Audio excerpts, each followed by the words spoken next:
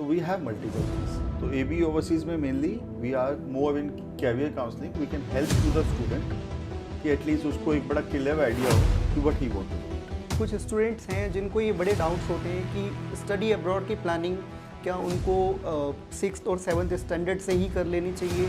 And you need to give a very solid answer, return to India. ये course करने के बाद मैं इंडिया वापस आऊँगा। सर आप क्या कहना चाहेंगे, एबी ओवरसीज़ ही कोई बंदा क्यों ज्वाइन करे?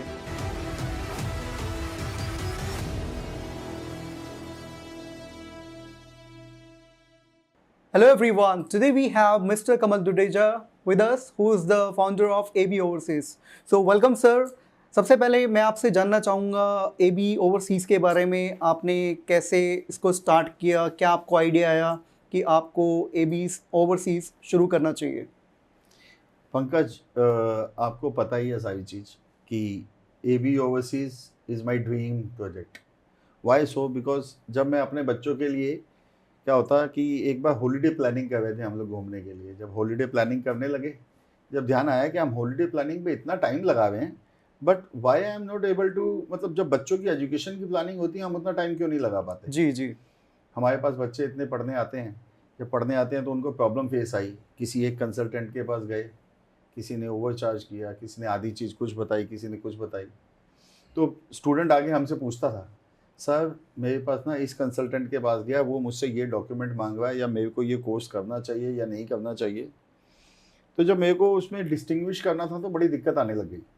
एंड आई थॉट कि यार हम स्टडी तो कर ही रहे हैं, why don't we join career counselling. तो मोटो ये था कि हम अपने जो एग्जिस्टिंग स्टूडेंट हैं उनको एटलीस्ट हम एक प्रॉपरली गाइड कर पाएँ कि क्या करना है क्या नहीं करना। अब आजकल क्या होता है कि बच्चा आया, बच्चे ने 12th लिया है, 10th लिया है, सबसे पहले तो उसको प्रॉब्लम आ जाती है कि भैया कौन सी स्ट्रीम लें, क्या क्राइटेरिया है। करेक्ट। दूसरी चीज़ फिर आती है कि अब मेरे को स्ट्रीम तो ले लिया, इस स्ट्रीम का आगे फ्यूचर क्या है। फ्यूचर क्या है, बिल्कुल। अब मैं इंडिया में पढ़ूँ या इंडिया से बाहर पढ़ूँ। मेरे को स्ट्रीम ले ली, इसके अंदर कौन सी कंपनी मिलेगी, मुझे बिजनेस स्टार्ट करना है तो कैसे करना है, मेरे को इंडिया में सेटल होना है या इंडिया से बाहर सेटल होना है। That is a multiple questions.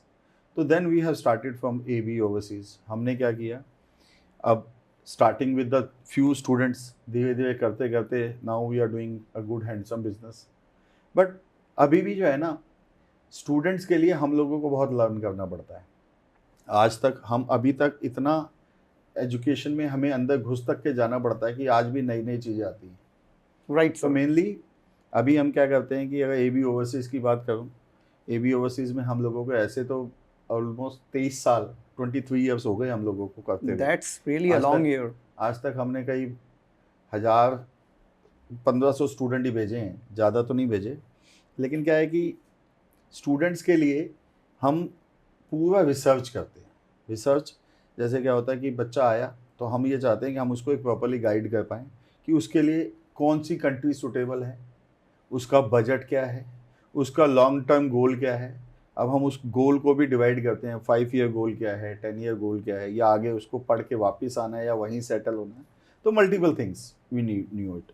आज हमारे पास 850 यूनिवर्सिटीज़ हैं। वी हैव 31 कंट्रीज़ जिसमें हम डील करते हैं। We are operating with 4 different locations. तो वी हैव मल्टीपल थिंग्स। तो एबी ओवरसीज में mainly we are more in career counselling. We can help to the student कि एटलीस्ट उसको एक बड़ा क्लियर आइडिया हो कि what he want to do it. Sir कुछ स्टूडेंट्स होते हैं जिनका ये मानना है कि इंडिया में उतनी प्रोग्रेस नहीं है और वो बाहर जाके पढ़ाई करना चाहते हैं so that they can settle themselves, they can earn handsome salary. So आपको क्या लगता है कितने चैलेंजेस हैं जो कि स्टूडेंट्स को फेस करने होते हैं अब्रॉड में स्टडी करने के लिए? क्योंकि मेरे पास कुछ ऐसे स्टूडेंट्स आते हैं काफ़ी डरे रहते हैं कि वहाँ पे काफ़ी लॉन्ग प्रोसेस होता है, काफ़ी डिफ़िकल्ट होता है। तो आप इसके ऊपर क्या कहना चाहेंगे? देखो, डिफ़िकल्ट या लॉन्ग तो कुछ नहीं होता। मेनली होता है कि we need to understand first of all student requirement. Student चाहता क्या है। राइट। सबसे पहले स्टूडेंट क्या चाहता है कि मैं क्या बनना चाहता हूँ, क्या करना चाहता हूँ। उसके अलावा अगर मैं कहूँ तो पेरेंट्स, बच्चा पैदा बाद में होता है, पेरेंट्स पहले से ख्याल लगाना शुरू कर देते हैं कि इस बच्चे को हमने डॉक्टर बनाना है या इंजीनियर बनाना है। तो सॉरी टू इंटरप्ट, यहाँ पे एक चीज़ मुझे को बिल्कुल क्लियर चाहिए क्योंकि कुछ स्टूडेंट्स हैं जिनको ये बड़े डाउट्स होते हैं कि स्टडी अब्रॉड की प्लानिंग क्या उनको 6th और 7th स्टैंडर्ड से ही कर लेनी चाहिए या फिर आफ्टर पासिंग 12th करना चाहिए। तो आपको क्या लगता है कि बहुत जल्दी प्लानिंग करनी चाहिए, इस चीज़ को माइंडसेट होना चाहिए उनका, या फिर बाद में भी कर सकते हैं वो? बहुत अच्छा क्वेश्चन है। जहाँ तक कि प्लानिंग की बात है ना पंकज, तो उसमें होता क्या है, ideally there is a mindset. फिर वहीं आता हूँ वापस कि पेरेंट्स क्या चाहते हैं। अगर पेरेंट्स चाहते हैं कि मेरा बच्चा आईवी लीग यूनिवर्सिटीज़, वर्ल्ड की टॉप 100 यूनिवर्सिटीज़ में पढ़े, बिना पैसे के पढ़े, कि मेरे को पैसा भी ना लगाना पड़े। सेकेंडली उसका जो है, उसके लिए मुझे जो है बच्चे को आइडली 8th स्टैंडर्ड से हम लोगों को उसकी प्रोफाइल बनाना शुरू करते हैं। Right, profile sir. क्या चीज़ होता है, दैट्स कॉल्ड कैंडिडेट प्रोफाइल। अब मैं इसको थोड़े दूसरे शब्दों में समझाना चाहता हूँ। आजकल हर माँ बाप चाहता है कि मेरा बच्चा टॉप से टॉप यूनिवर्सिटी में पढ़े। बिल्कुल। कोई बच्चा नहीं, पेरेंट्स नहीं चाहेगा कि वो हल्की यूनिवर्सिटी में पढ़े। अब वो ये क्या पेरेंट्स आते हैं कि मेरा बच्चा 95% 96% नंबर लाएगा ना, तो उसको एक वर्ल्ड की, यूएसए की टॉप आईवी लीग यूनिवर्सिटी में एडमिशन मिल जाएगा। हार्वर्ड से, कैम्ब्रिज से नीचे कोई बात नहीं करता। क्या ये सही है? आज इंडिया के अंदर कितना ही बच्चा बैठता है, कितने बच्चों का 98-97% मार्क्स आते हैं। बिल्कुल। क्या हार्वर्ड उसको ले लेगा? कैम्ब्रिज उसको ले लेगा? क्या आईवी लीग यूनिवर्सिटीज उसको ले लेगी? नहीं, क्योंकि only the base of the academic, it's really difficult. तो होता क्या है कि जो क्राइटेरिया क्या है, जितनी भी टॉप रैंक यूनिवर्सिटीज होती है ना, they are not going to pick up the student on the basis of academics only.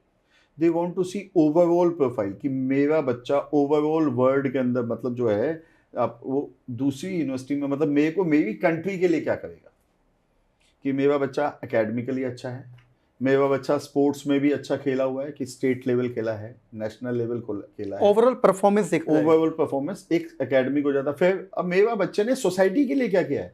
अब इंडिया में अगर बच्चा है तो उसने सोसाइटी के लिए स्वच्छ भारत अभियान में काम किया है, उसने 2 कंपनीज में इंटर्न की है, उसने कहीं एनजीओ में काम किया है। तो वो सब चीज़ें जो ओवरऑल प्रोफाइल मैटर करती है आईवी लीग यूनिवर्सिटी में। तो वो प्रोफाइलिंग वर्क जो है हम लोग 8th क्लास से शुरू करते हैं, and there will be different test हम लोग करते हैं। आजकल आप अगर किसी उसमें जाते हो ना, क्या कहते हैं, हॉस्पिटल में, तो बीमारी से बताने के लिए क्या होता है, बीमारी से बताने के लिए पहले वो क्या करते हैं, वो आपकी टेस्टिंग करते हैं कि आपका एक्सरे में क्या आया है, आपके ईसीजी में क्या है, उसके बेसिस पे डॉक्टर दवाई देता है। प्रॉपर एग्जामिनेशन होता है। राइट, तो सर इट हम वाज लोग वेरी क्या करते हैं, इंसाइटफुल। हम लोग क्या करते हैं, हम कैंडिडेट प्रोफाइलिंग बनाने से पहले हम उसका साइकोमेट्रिक एक टेस्ट करते हैं। साइकोमेट्रिक टेस्ट से क्या होता है, हमें बड़ा क्लैरिटी आ जाती है कि बच्चा किस स्ट्रीम के लिए परफेक्ट है। उसके बाद में हम लोग जो करते हैं, हम एक ब्रेन मैपिंग करते हैं। Brain mapping is a kind of test. उसमें क्या है कि दिमाग के 7 हिस्से होते हैं। अब बच्चे का कौन सा हिस्सा एक्टिव है, कि बच्चा मेमोरी कैसी है, बच्चे की ओवरऑल लर्निंग पावर कैसा है, ग्रास्पिंग पावर कितनी है। तो वो सब चीज़ों को देखते हुए ना, then we go for the candidate profile. Sir एक क्वेश्चन और मेरे दिमाग में आ रहा है, जो कि मुझे लगता है आपसे बिल्कुल पूछना चाहिए। You are the best person, you have such a great experience. So कुछ स्टूडेंट्स होते हैं जिनको वीज़ा रिजेक्शन से गो थ्रू करना होता है, दे फेस वीज़ा रिजेक्शंस। तो सर ये प्रॉब्लम क्यों आती है, कि उनको नॉलेज नहीं है प्रॉपर उस चीज़ की, या उनका प्रोसेस सही से नहीं चल रहा है, और वो काफ़ी they lose their hope? Visa rejection, हम बिल्कुल भटक गए इस क्वेश्चन से, फिर भी मैं आपको बताता हूँ। वीज़ा रिजेक्शन के कई सिनेरियो होते हैं। एक बच्चा आर्ट्स का सब्जेक्ट में है और वो साइंस के लिए लगाएगा सुटेबल कोर्स, तो सबसे पहली मेजर चीज़ होती है कि right choosing of the right course. आप साइंस से पढ़ रहे हो, आप नीचे जाते हो, समझ में आता है, but you need to give a very specific reason to the visa officer why you are applying this course. ऐसा नहीं कर नहीं सकते, स्ट्रीम चेंज जैसे करते हैं।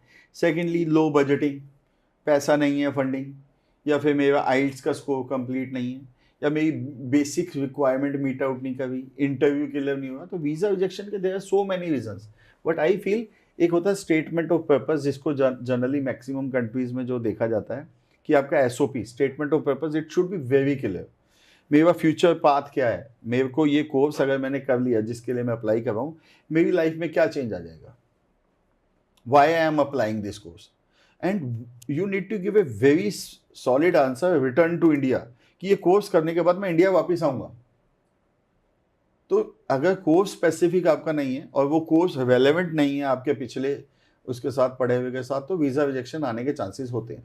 और वीज़ा रिजेक्शन हर एक कंट्री का अलग अलग क्राइटेरिया है, we need to meet out.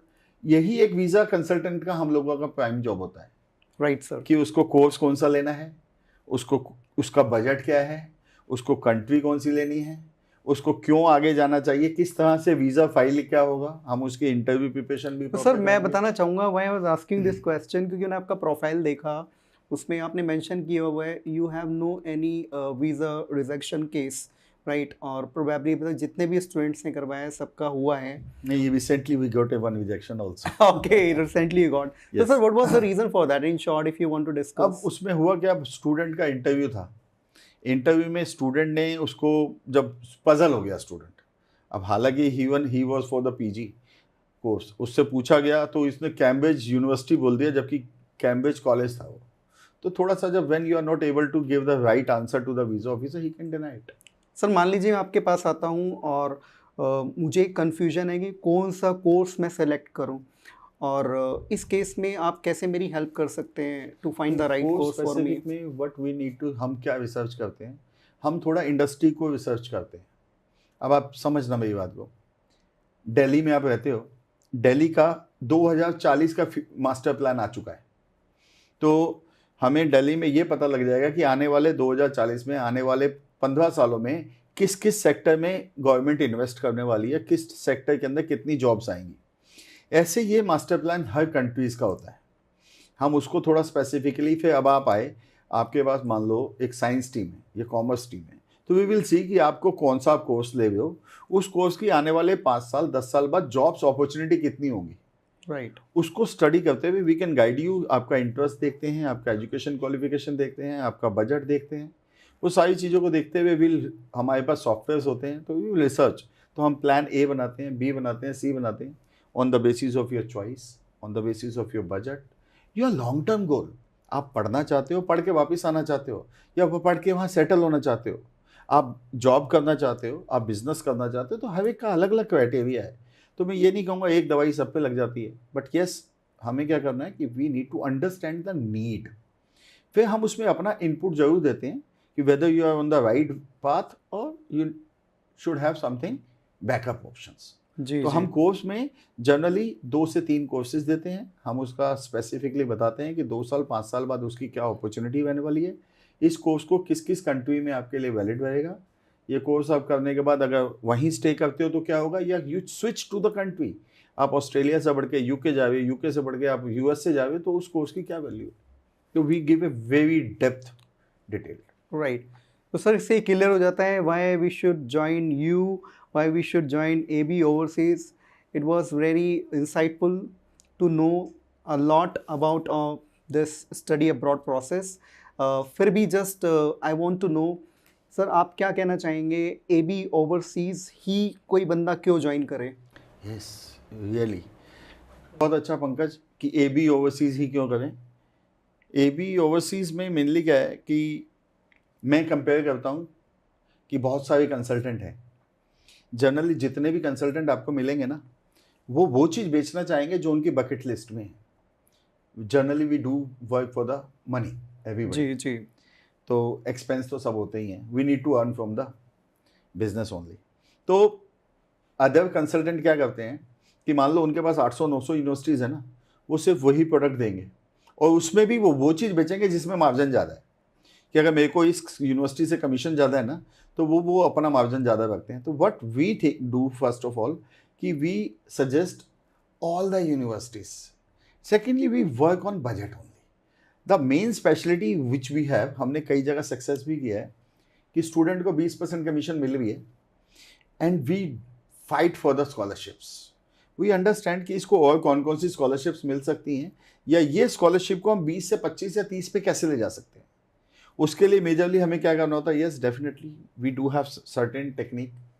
हम कई बार ईमेल करते हैं, कई बार अंदर बात करते हैं, कई बार वी लाइजनिंग करते हैं, तो वी डू हैव। मैं आपको एक चीज़ बता दूं पंकज, रिसेंटली हमने एक केस किया, and fortunately we will be able to get 100% scholarship. Can you, do you know, लोगों को मैं बताना चाहूँगा, व्यूअर्स को आपके, दैट्स रियली अमेजिंग। कि ऐसे बहुत से लोग हैं, ऐसी बहुत सी यूनिवर्सिटीज़ हैं जो 150% तक स्कॉलरशिप देती हैं। सिंगापुर में हांगकांग की यूनिवर्सिटी है जिसमें अगर आपके बच्चे के 96% मार्क्स आएंगे ना, यू विल गेट 50% स्कॉलरशिप, और 97% मार्क्स आएंगे ना, you will get 100% scholarship, 98% marks आएंगे ना, यू विल गेट 150% स्कॉलरशिप। मतलब आपका बच्चा हांगकांग से अगर पढ़ के इंडिया आना जाना है ना उसको घर के लिए, वो भी फ्री है।